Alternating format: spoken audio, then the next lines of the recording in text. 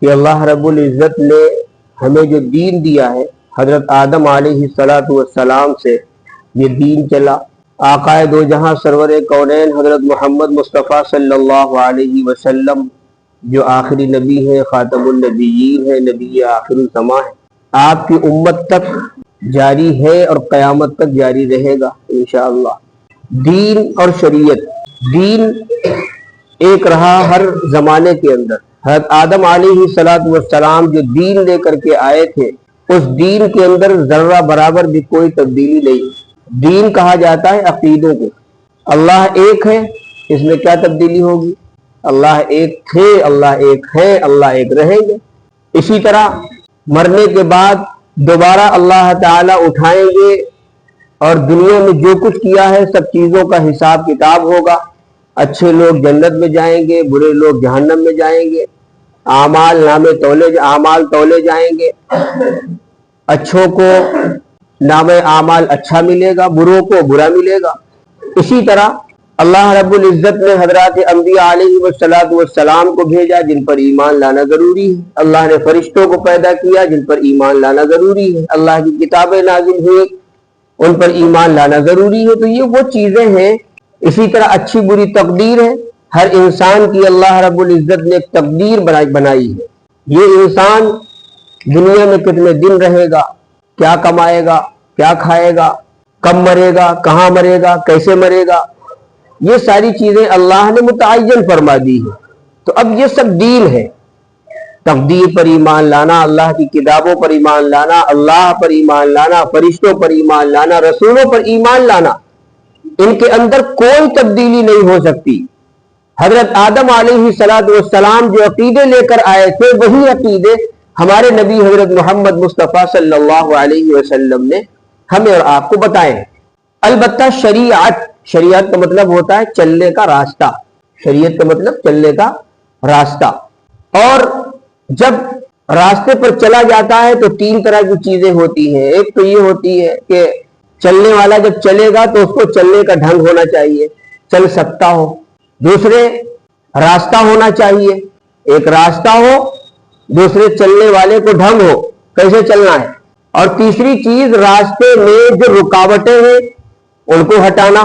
تو گویا کہ تین طرح کی چیزیں ہو گئی۔ ایک تو چلنے کا ڈھنگ، دوسرے راستہ، تیسرے راستے کی رکاوٹوں کو ہٹانا۔ اب یہیں سے تین باتیں نکلی۔ جو راستہ ہے اس کو شریعت کہتے ہیں۔ دین کا، اسلام کا جو راستہ ہے اس کو شریعت کہتے ہیں۔ اب اس شریعت پر، اس راستے پر چلنا کیسے ہے یہ مدرسے والے سکھاتے ہیں۔ کیسے چلنا ہے قرآن بتائیں گے، درس قرآن کے ذریعے سے، تفسیر کے ذریعے سے، حدیث کے ذریعے سے، سنتیں بتا کر کے، علم دے کر کے۔ دین علم جو سکھایا جاتا ہے اس کا مطلب یہ ہے کہ دین کے راستے پر چلنے کا ڈھنگ سکھایا جاتا ہے، کیسے چلنا ہے۔ اور ایسے ہی جو خانقاہوں کے اندر بزرگان دین اپنے مریدین کو سکھاتے ہیں، یہ بھی ڈھنگ ہے شریعت پر کیسے چلے۔ اور تیسری چیز ہوتی ہے کہ راستے کی رکاوٹوں کو دور کرنا، اس کو کہا جاتا ہے سیاست۔ سیاست یہ والی نہیں، پردھانی اور چیئرمینی والی، اسلامی سیاست۔ اسلامی سیاست کا مطلب ہوتا ہے ملکی نظام کو بنانا، لوگوں کے رہن سہن، بود و باش کے انتظامات کرنا۔ نبی پاک علیہ السلام کی جو مسجد نبوی تھی یہ صرف نماز پڑھنے کی جگہ نہیں تھی۔ مسجد نبوی میں فیصلے بھی ہوتے تھے، عدالت بھی تھی مسجد نبوی۔ مسجد نبوی سے لشکر روانہ کیے جاتے تھے، یہ سیاست ہی تو ہے۔ وہیں سے فیصلے بھی ہو رہے ہیں، عدالت بھی ہے، فوجی چھاونی بھی ہے اور دین کا مرکز بھی ہے۔ تو اللہ رب العزت نے ہمیں جو دین دیا ہے، جس کو عقیدے کہا جاتا ہے، وہ دین تو ایک رہا ہر دور میں۔ حضرت آدم علیہ السلام جو عقیدے لے کر آئے تھے، وہی عقیدے ہمارے نبی حضرت محمد مصطفیٰ صلی اللہ علیہ وسلم نے ہمیں اور آپ کو سکھائے ہیں۔ حضرت آدم علیہ السلام کے دیے ہوئے عقیدے اور نبی پاک علیہ السلام کے بیان کیے ہوئے عقیدے، دونوں میں کوئی ڈفرینس نہیں، کوئی فرق نہیں، ذرہ برابر بھی کوئی فرق نہیں۔ البتہ شریعت ہے، جو شریعت میں نے بات کہی تھی، راستہ، چلنے کا راستہ، یہ حالات کے اعتبار سے بدلتے رہے۔ حضرت آدم علیہ السلام کا جو زمانہ تھا، اس زمانے میں جو احکام دیے گئے تھے اللہ کی طرف سے وہ اور تھے، اور نبی پاک علیہ الصلوۃ والسلام کے زمانے میں جو احکام دیے گئے وہ اور ہیں، اسی کا نام شریعت ہے۔ حضرت آدم علیہ الصلوۃ والسلام کی شریعت میں سگی بہن کے ساتھ نکاح جائز تھا، سگی بہن کے ساتھ۔ کیوں؟ اس لیے کہ عورت کوئی ہے ہی نہیں، بھائی حضرت حوا ہے، حضرت آدم ہے، ماں باپ ہے، اور اس وقت ایک لڑکا ایک لڑکی دونوں ایک ساتھ پیدا ہوئے تو سگے بھائی بہن ہے نا۔ اور دوسرے وقت میں ایک ہی ماں باپ سے ایک لڑکا اور ایک لڑکی دونوں پیدا ہوتے ہیں، یہ سگے بھائی بہن ہوئے نا۔ تو اب ایک وقت میں ایک ساتھ جو بھائی بہن پیدا ہوئے تھے تو وہ بھائی، اور دوسرے وقت میں جو بہن پیدا ہوئی تھی اس کے ساتھ نکاح ہوتا تھا۔ یہی تو تھا قرآن نے 6 پارے میں بیان کیا ہے، حابیل اور قابیل کا ذکر تذکر آیا، واقعہ کہ قابیل کے ساتھ پیدا ہونے والی جو لڑکی تھی، قابیل کے ساتھ پیدا ہونے والی وہ خوبصورت تھی، اور جو حابیل کے ساتھ پیدا ہونے والی لڑکی تھی اس کا رنگ تھوڑا دبا ہوا تھا۔ اب قابیل یہ چاہتا تھا کہ جو اس کے ساتھ لڑکی پیدا ہوئی اسی سے نکاح کرے، حالانکہ اس کا نکاح ہونا تھا جو حابیل کے ساتھ لڑکی پیدا ہوئی تھی اس کے ساتھ ہونا تھا، اور حابیل کا نکاح قابیل کے ساتھ جو پیدا ہوئی تھی اس سے نکاح ہونا تھا۔ لیکن اس نے کہا نہیں، ہم ایسا نہیں ہونے دیں گے۔ بات یہاں تک بڑھی کہ قابیل کہنے لگا کہ میں تمہیں قتل کر دوں گا، لأقتلنک، میں قتل کر دوں گا۔ حابیل نے کہا کہ اگر تو لئن بسطت الی یدک لتقتلنی ما انا بباسط یدی الیک لأقتلک، اگر تو مجھے قتل کرنے کے لیے اپنا ہاتھ بڑھائے گا تو اپنا ہاتھ بڑھا کر کے مجھے قتل کر کے تو بدترین انسان بن جائے گا، لیکن میں ایسا نہیں کروں گا کہ اپنا ہاتھ تجھے قتل کرنے کے لیے بڑھاؤں۔ روایات میں ہے کہ سب سے پہلا قتل تھا انسانوں کا، انسانوں میں حضرت حابیل کا سب سے پہلا قتل اور سب سے پہلا قاتل قابیل ہے۔ روایت میں ہے حضور اکرم صلی اللہ علیہ وسلم فرماتے ہیں کہ دنیا کے اندر قیامت تک، چونکہ رسم جاری کر دی قتل کی، پہلا قتل، قیامت تک جتنے بھی قتل ہوں گے تو قاتل کو تو جو جرم اس کے ذمہ آئے گا وہ تو آئے گا ہی، لیکن اتنا ہی ہر قتل کی ذمہ داری، اتنی ہی ہر قتل کی ذمہ داری قابیل پر بھی عائد ہوگی۔ آپ بتائیے کہ ایک قتل کیا تھا، ایک یہ رسم بد جاری کی تھی، اب قیامت تک ہونے والے تمام قتلوں کے اندر اس کا بھی حصہ جرم میں لگے گا، اس کا بھی حصہ لگے گا۔ اسی وجہ سے کہتے ہیں کہ نگرانی کرنی چاہیے اپنے عمل کی، کوئی عمل ایسا نہ کرے کہ جس سے کوئی برائی جاری ہو جائے اور پھر وہ مدتوں جاری رہے، اور جتنے لوگ اس برائی کو کریں گے سب میں اس کا حصہ شامل ہوتا رہے۔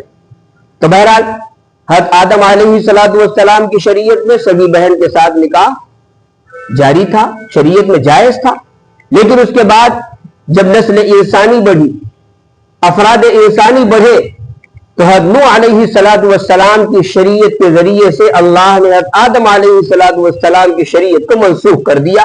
اب بہن بھائی کا نکاح نہیں ہو سکتا، اب ضرورت ختم ہو گئی۔ اس کے بعد حضرت ابراہیم علیہ الصلوۃ والسلام کی شریعت کے ذریعے سے اللہ نے حضرت نوح علیہ الصلوۃ والسلام کی شریعت کو منسوخ کیا۔ پھر حضرت ابراہیم علیہ الصلوۃ والسلام کی شریعت سے اللہ نے حضرت موسیٰ علیہ الصلوۃ والسلام کی شریعت کے ذریعے سے اللہ نے حضرت ابراہیم علیہ الصلوۃ والسلام کی شریعت کو منسوخ کر دیا، اور پھر حضرت عیسیٰ علیہ الصلوۃ والسلام کی شریعت کے ذریعے سے حضرت موسیٰ کی شریعت، اور نبی پاک علیہ الصلوۃ والسلام جس شریعت کو لے کر کے آئے، اللہ نے اس شریعت کے ذریعے سے سابقہ تمام شریعتوں کو منسوخ کر دیا۔ انجیل پر عمل کرنا بھی منسوخ، اور تورات پر عمل کرنا بھی منسوخ، زبور پر بھی عمل کرنا منسوخ، یعنی سابقہ جتنی کتابیں ہیں وہ سب منسوخ ہو گئی جب نبی پاک علیہ الصلوۃ والسلام قرآن مجید لے کر آ گئے۔ حضرت موسیٰ علیہ الصلوۃ والسلام کی شریعت میں اگر کپڑے پر گندگی لگ جائے تو کپڑے کو کاٹنا ضروری ہے، دھلنے سے پاک نہیں ہوگا۔ ان کی شریعت میں تھا کہ مال کی زکوٰۃ 10% ہوگی، لیکن اللہ تعالی نے ہمارے نبی حضرت محمد مصطفیٰ صلی اللہ علیہ وسلم کو جو شریعت دی، اس شریعت کے ذریعے سے سابقہ ساری شریعتیں منسوخ ہو گئی۔ تو یہ اسی کو قرآن نے کہا ہے، اللہ رب العزت نے فرمایا، میں نے جو آیت پڑھی تھی کہ مَا نَنسَخْ مِنْ آیَةٍ أَوْ نُنْسِهَا نَأْتِ بِخَيْرٍ مِنْهَا أَوْ مِثْلِهَا، کہ ہم جب کسی حکم کو کینسل کرنا چاہتے ہیں تو ہم اس سے اسی جیسا کوئی حکم لے آتے ہیں یا اس سے بہتر لے آتے ہیں۔ حالات کے اعتبار سے جیسا زمانہ تھا اللہ رب العزت نے اس وقت وہ حکم دیا تھا، لیکن بعد میں حالات بدلے تو اللہ نے دوسرا حکم دیا، پہلے حکم کو منسوخ کر دیا۔ اب قرآن مجید میں پہلے حکم کوئی نازل ہوتا ہے اور اس کے بعد اللہ اس حکم کو اٹھا لیتے ہیں، دوسرا حکم دے دیتے ہیں۔ تو بالکلیہ اگر حکم منسوخ ہوتا ہے تو اللہ کہتا ہے کہ ہم اس آیت کو ہی بھلا دیتے ہیں، یعنی اس زمانے میں جب نبی پاک علیہ الصلوۃ والسلام پر قرآن نازل ہو رہا تھا تو اللہ تعالیٰ اس آیت کو بھلا دیتے ہیں یا اٹھا لیتے ہیں، دو طریقے تھے۔